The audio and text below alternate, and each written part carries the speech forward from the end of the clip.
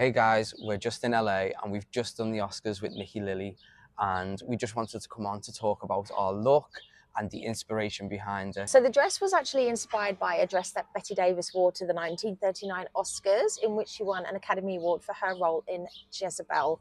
And it was this kind of like gorgeous peacock structured neckline Yeah. dress. The designer is called Lucien and they're based in Paris, and it was a custom made dress that actually took about a week to build, and Eloise, the stylist, and Nikki were very collaborative on what they wanted and how it should look. And they've dressed the likes of Rosalia, Gracie Abrams, so it's a really up and coming hot brand, and Nikki was thrilled to be working with them.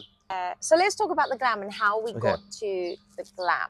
So for the hairstyle, I wanted something that would kind of take a back seat. I also wanted something quite modern and cool. And one thing I knew when I seen the dress is that the hair had to be behind the shoulders.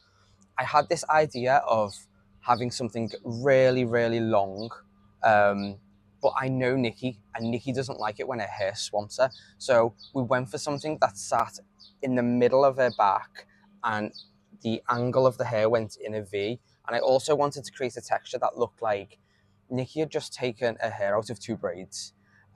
So what I did was I smoothed the hair out, installed the extensions, and I went through with a texture spray, with a crimper, a flat iron, and a tong to create a really, really undone vibe. For the makeup, talk us through how you got there. So I knew I wanted something quite angelic looking, because the dress, it had that kind of ethereal feel. And also there was strength in the dress, the neckline and everything. It was kind of like sculptured and structured.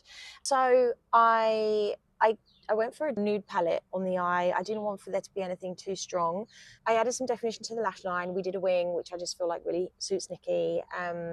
And I knew as well that I wanted a bit of a bitter nip because the dress was kind of white. I didn't want for the whole thing to just look kind of washed out. I didn't want it to be a nude eye and a nude lip.